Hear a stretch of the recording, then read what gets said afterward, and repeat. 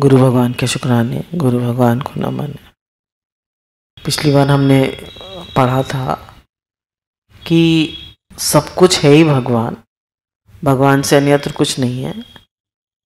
जैसे चौके में हमारे सब स्टील के बर्तन होते हैं, ग्लास, कटोरी, चम्मच, थाली, तो हम कहते हैं सब स्टील ही स्टील है। पर हम ये नहीं कहेंगे स्टील ला दो, ये कहेंगे कटोरी दे दो, चम्मच दे दो, ग्लास दे दो, पर है सब स्टील। ऐसे ही तत्व दृष्टि से सब है ही भगवान। भगवान एक से अनेक हो गए, वही सब कुछ बन गए। तो सर्वत्र भगवत दर्शन से सुंदर व्यवहार होगा। कह रहे हैं आप सब में भगवान देखेंगे तो आपका व्यवहार सुंदर होगा। अब जीवन का कोई ठिकाना नहीं है कब किसका अंत हो जाए, इसलिए जीवन रहते रहते और जीवन में भी जब तक इंद्रियां, मन, बुद्धि काम दे रही हैं, भगवान में लगने का प्रयत्न करना चाहिए। कब हमारे जीवन का अंत हो जाए कुछ पता है? नहीं पता। तो कह रहे हैं जब तक ये शरीर साथ दे रहा है, शरीर, इंद्रियां, मन, बुद्धि काम कर रही हैं, तब तक भगवान से प्रेम करने का, भगवान में लगने का प्रयत्न करना चाहिए।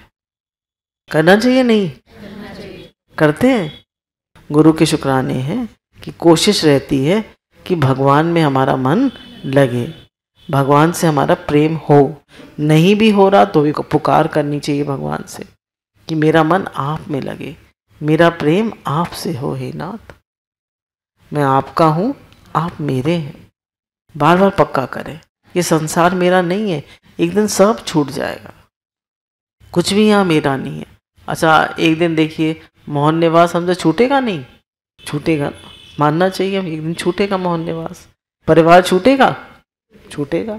शरीर छूटेगा? छूटेगा। सब छूटेगा, सब छूटने वाला है। तो ये बात हम सोचना भी नहीं चाहते, याद भी नहीं करना चाहते, पर छूटेगा, माने चाहे न माने। तो फिर हम किसके हुए? और भगवान हमारे हुए। अब भगवान ने कहा है कि सम्मुख होए जीव मोहि जभई, जन्म कोटि अगनाशई तभई। जब जीव मेरे सम्मुख हो जाता है, मतलब देखिए भगवान तो हमारे सम्मुख है ही, पर जीव को भगवान के सम्मुख होना है।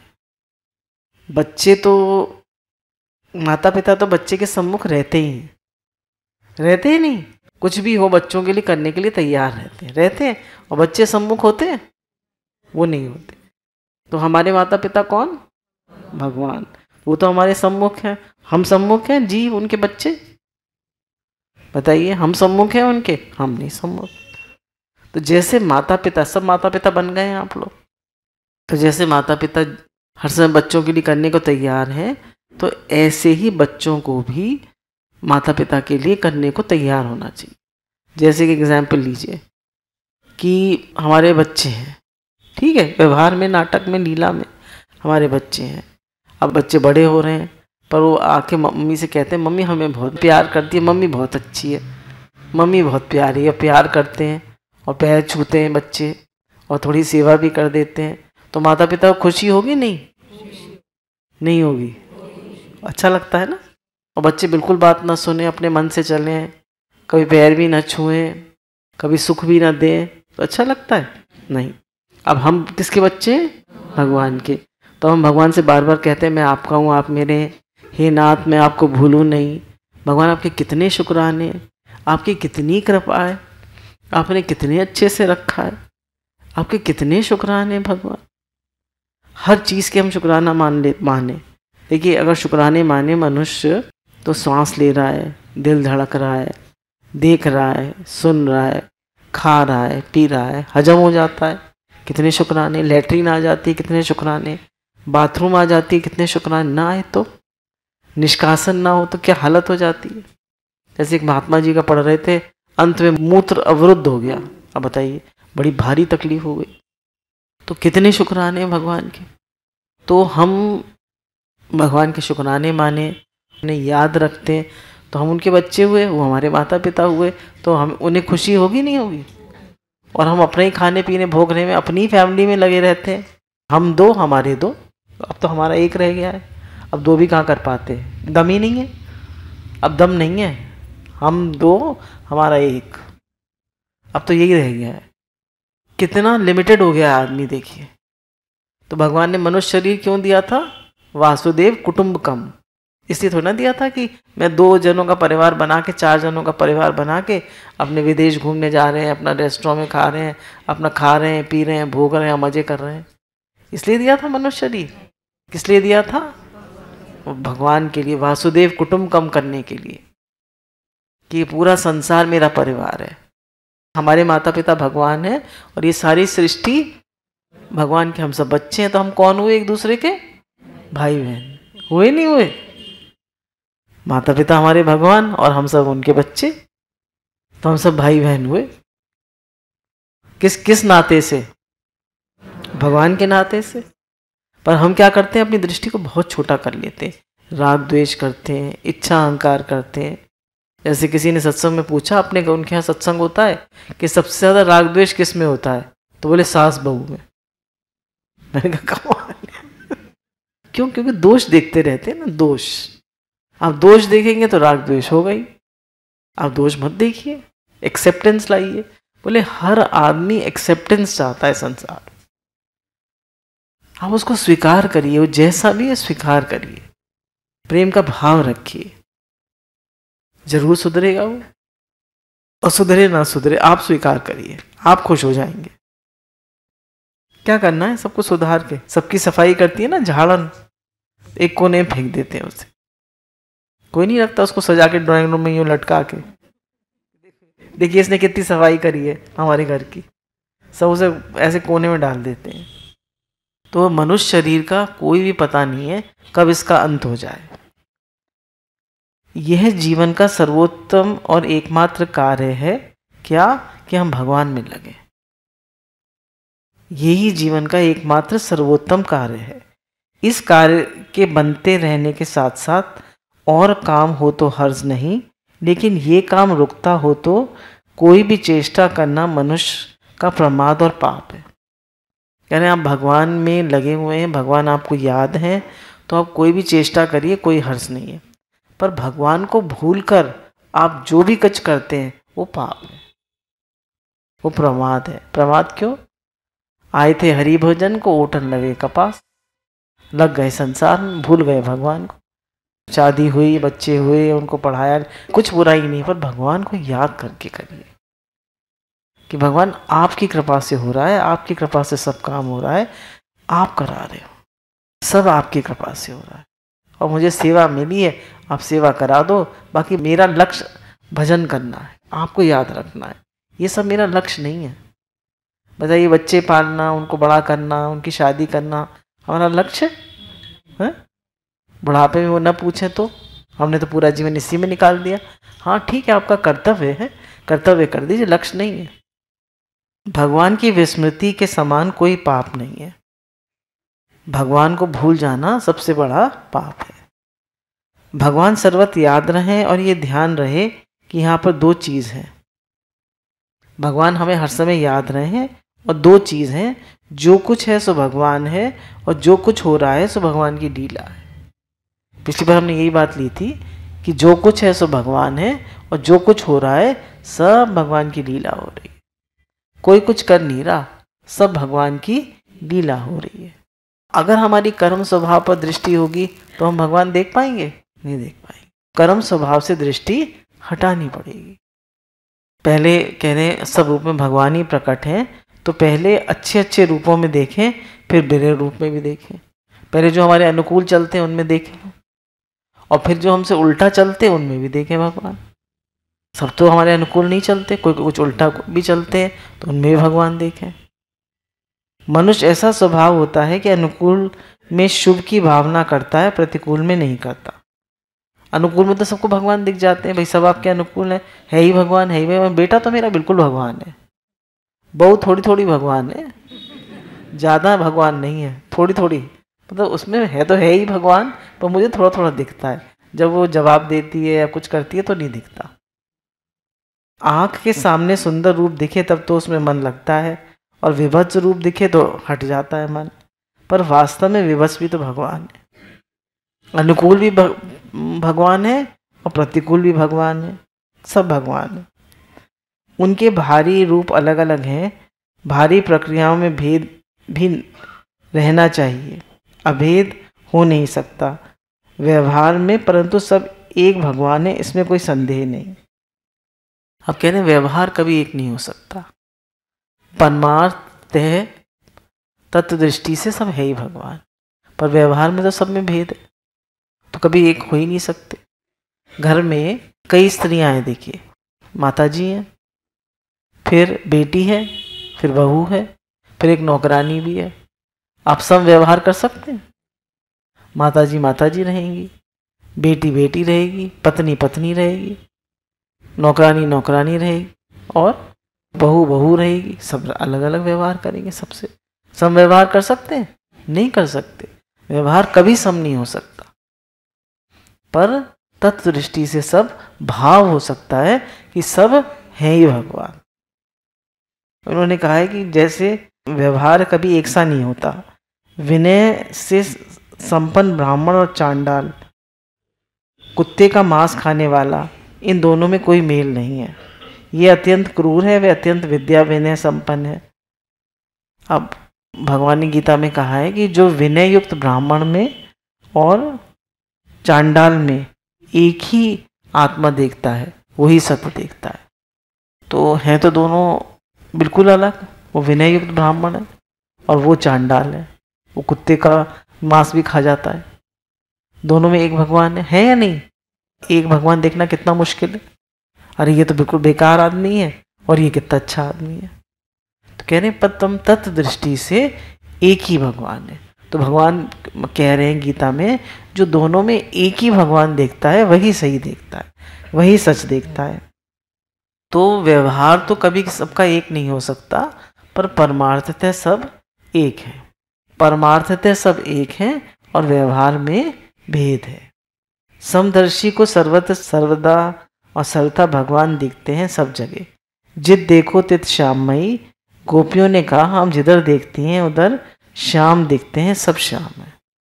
तो कह रहे हैं जिसका भगवान से प्रेम है उसको सब में भगवान दिखते हैं, है ना। जैसे मजनू को लैला ही लैला दिखती थी, तो ये प्रेम की दृष्टि। हम कहते हैं हमें भगवान नहीं दिखते। तुमने भगवान से संबंध बनाया है? तुम्हारा भगवान से प्रेम है? बताओ, है ना। तो तुम्हारा तो संबंध है नहीं, तुम्हें तो भगवान याद नहीं रहते, तो भगवान दिखेंगे कहाँ से? दिखेंगे ही नहीं। पहले तुम तो उनसे प्रेम करो, पहले तुम तो निश्चय करो, अपना संबंध भगवान से बनाओ। तुम्हें भगवान याद रहेंगे तो दिखेंगे भी, तुम्हें भगवान याद नहीं रहेंगे तो कहाँ से दिखेंगे। यो मां पश्यति सर्वत्र सर्वच मयि पश्यति, तस्याहम न प्रणश्यामि स च में न प्रणश्यति। भगवान कहते हैं जो मुझको सर्वत्र देखता है और जो सबको मुझ में देखता है, उसकी आंख से मैं कभी ओझल नहीं होता और मेरी आंखों से वह कभी ओझल नहीं होता। जो सब में मुझे देखता है और सबको मुझ में देखता है, वो हर समय हर जगह मुझे देखता है और मैं भी उसको देखता हूँ सब में। वो मेरी आंख से ओझल नहीं होता और मैं उससे ओझल नहीं होता। जैसे एक गुरुजी थे, तो उन्होंने 2 शिष्यों को बुला के कहा कि देखो ये कबूतर है, इसको मार के आओ। बोले ऐसी जगह मार के आना जहाँ कोई ना देखता हो।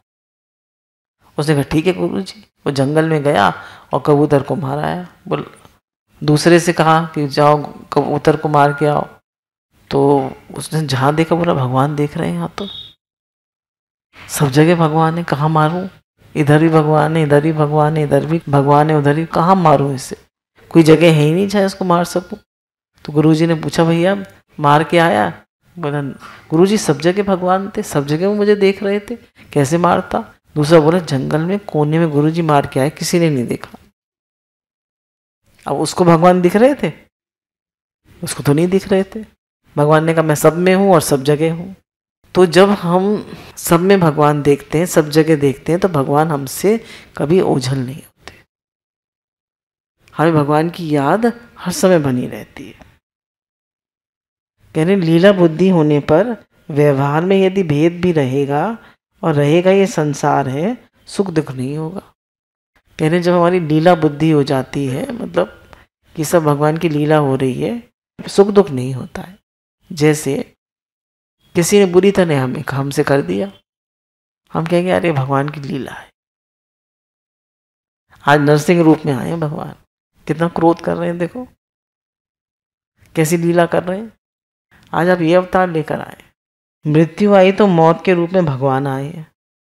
बोलेगा मृत्यु आती है तो मौत के रूप में कौन आए हैं? भगवान आए हैं। बीमारी आती है तो बीमारी के रूप में कौन है? भगवान है। ये सारा का सारा खेल उनका है। जन्म मृत्यु, लाभ हानि, जय पराजय, सुख दुख, मान अपमान, निंदा स्तुति, जितने भी द्वंद्व हैं, जितने भी यहाँ पर रहने वाले परिणाम हैं, होने वाली घटनाएं हैं, वे सब के सब भगवान की लीला है। यानी सुख दुख है, हानि लाभ है, जीवन मरण है, जय पराजय है, निंदा स्तुति है, सब भगवान की लीला है। सब भगवान के हुक्म से तो हो रहे। कह रहे सब भगवान की लीला है। अब कह रहे हैं सब जब भगवान की लीला है तो क्या करें? बोले अब हमको भगवान ने जो पात्र दिया है, देखिए अब लड़के को तो राजा बना दिया नाटक में और पिताजी को नौकर बना दिया। अब क्या होगा? लड़का किस पे हुक्म चलाएगा? पिताजी पे हुक्म चलाएगा। तो नाटक में ठीक लगेगा? अरे नाटक में तो ठीक लगेगा भाई नाटक में ऐसी दे रखा है।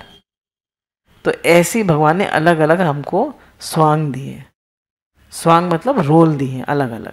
तो रोल के हिसाब से अपना रोल करिए, पर जानिए कि ये सब रोल चल रहा है सब भगवान।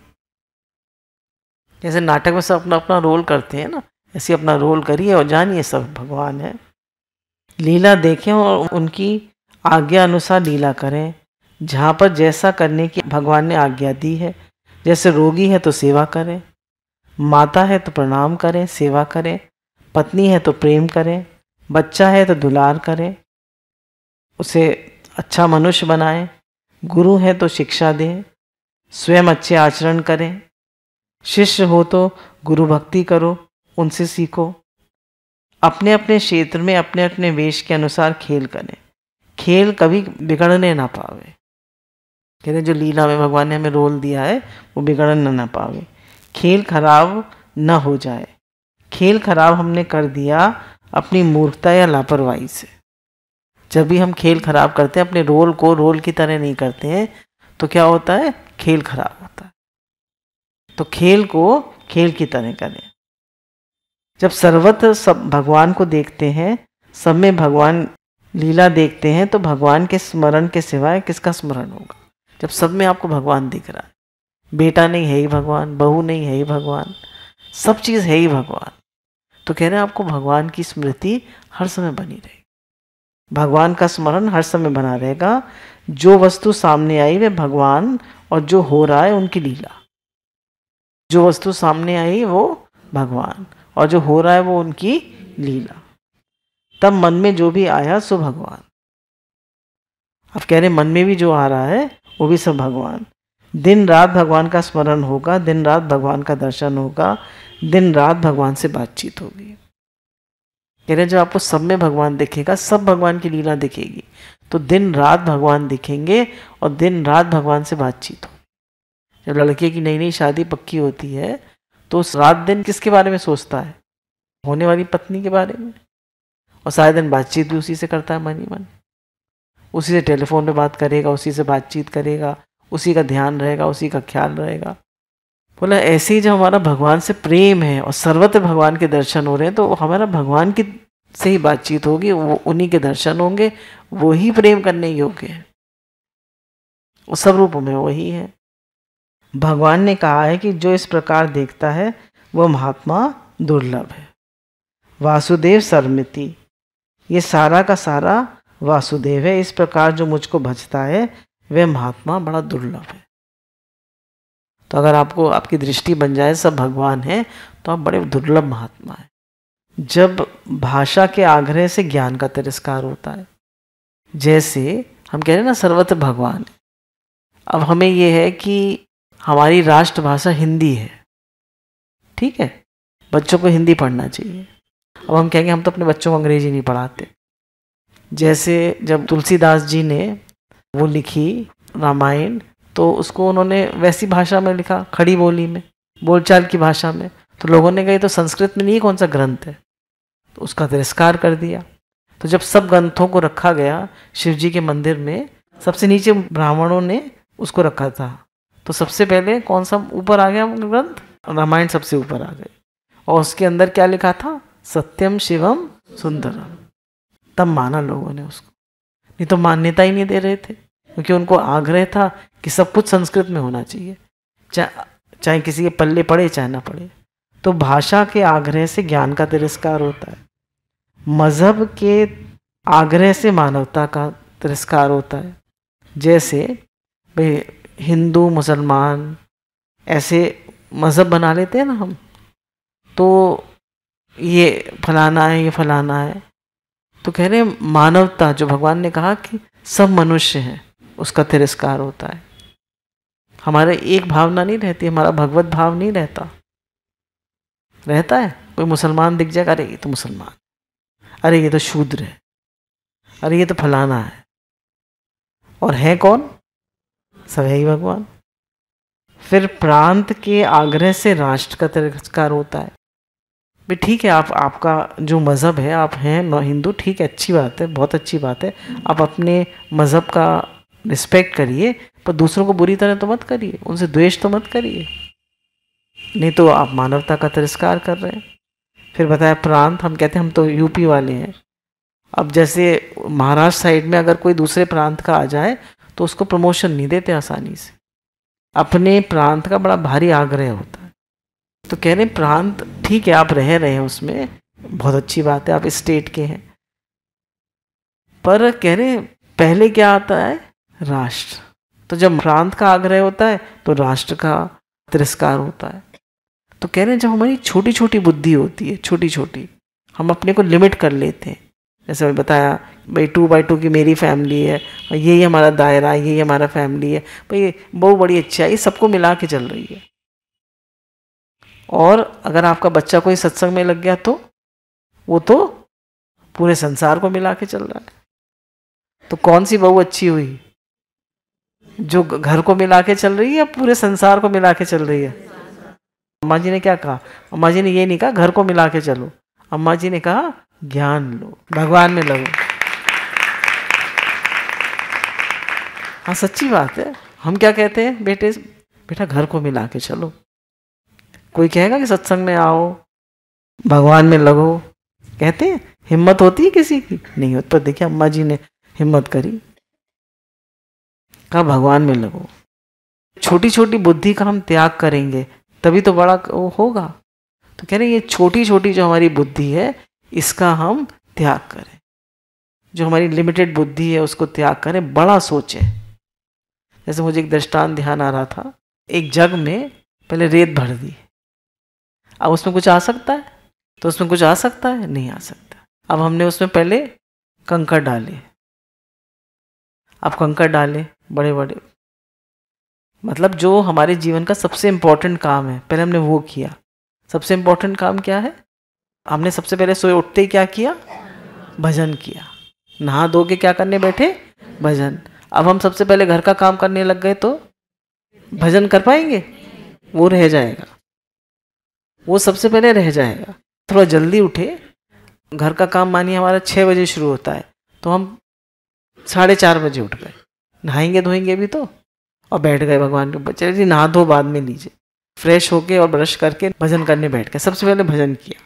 अब भजन करने के बाद फिर हमने अपना कार्यक्रम और शुरू करा। फिर और इम्पोर्टेंट क्या काम है भाई? सबके लिए नाश्ता बनाना, खाना बनाना, तो वो इम्पोर्टेंट है। फिर हमने वो दूसरा पत्थर डाल दिया। फिर हम ऐसे बड़े बड़े जो हमारे काम थे वो हम पत्थर डालते गए। अच्छा अब जगह है रेत के लिए, पर हमने रेत पहले डाल दी तो आज अलमारी साफ कर लेते हैं, आज किताबें लगा लेते हैं, आज ये कर लेते हैं, आज वो कर लेते हैं, आज किचन साफ कर लेते हैं। भजन कब करेंगे? टाइम ही नहीं। तो कह रहे सबसे पहला काम हमारा क्या है? भगवान को याद करना, भगवान से बातचीत करना, भगवान से प्रेम करना, कुछ अध्ययन करना, नाम जप करना, भगवान से प्रेम बढ़ाना, सत्संग में आना, ये पहला सबसे बड़ा काम है। फिर दूसरा काम क्या है? अपने परिवार की सेवा, जो आपको सेवा मिली है, जो भी परिवार की सेवा मिली है उसको करिए। वो करा, फिर उसके बाद जो जो छोटी छोटी और सेवाएं वो करी, पर सबसे बड़ी सेवा अगर आपने नहीं करी तो वो तो फिर बेकार हो गया। छोटी छोटी सेवाएं करते रहेंगे और जीवन बीत जाएगा, और अंत में मास्टर्स कहेंगे क्या किया तुमने, जीवन तो तुमने ऐसे ही वेस्ट कर दिया। पहले ये दृष्टांत बहुत चला करता था कि भगवान जब आए, भगवान का अकेले मन नहीं लग रहा था ये, तो भगवान ने कहा एको हम बहुश्याम, मैं एक से अनेक हो जाऊं। तो भगवान एक से अनेक हो गए। अब भगवान संसार में आ गए। अब भगवान, सबने कहा हम लोग हाइड एंड सीक का गेम खेलते हैं, छिपन छिपाई का। अब भगवान ने कहा सब लोग आपस में खेल खेलो, छिपन छिपाई का खेलो, सब खेल खेलो, पर याद रखना कोई राग द्वेष मत करना, लेन देन मत करना। अब हम संसार में आए हैं तो भगवान ने क्या कह के भेजा है, कहीं राग द्वेष मत करना, किसी से लेन देन मत करना, चिपकना मत। कहा भगवान ने, कहा था या नहीं? गुरुजी रोज बता रहे हैं नहीं भगवान रूप में। अच्छा, भगवान ने 10 साल दिए, 20 साल दिए, 50 साल दिए, सबको 60 साल दिए। भगवान ने कहा अब सब लोग चलो खेल समेटो, और जिसका कोई लेन देन नहीं वो मेरे पास आ जाओ। अब सब लोग देखने लगे, बोले मेरी तरफ देखते रहना, बस खेल भी खेलना पर सब मेरी तरफ देखते रहना। सब तो लग गए एक दूसरे से खेलने में और लेन देन करने में। अब भगवान ने कहा जिसका कोई लेन देन नहीं वो चलो मेरे साथ। अब सबने तो लेन देन कर लिया, राग द्वेष कर लिया, अब चल पाएंगे भगवान के साथ? नहीं चल पाएंगे। यही हमसे गलती होती है, संसार में राग द्वेष कर लेते हैं, लेन देन कर लेते हैं, अपना बना लेते हैं सब, घर मेरा, बच्चे मेरे, चीजें मेरी, ये मेरा वो मेरा, ये मेरा वो मेरा, कितना मेरापन कर लेते हैं और भगवान को भूल जाते हैं। तो इसलिए भगवान कह रहे हैं कोई लेन देन मत करो, कहीं राग द्वेष मत करो, कहीं अपनापन मत करो, बस सिर्फ मेरी तरफ दृष्टि रखो और सेवा कर दो, है ना, प्रेम का भाव रखो और सेवा कर दो, पर मानो यहाँ मेरा कोई है नहीं इस संसार। गुरु भगवान के अनंत अनंत शुक्राने।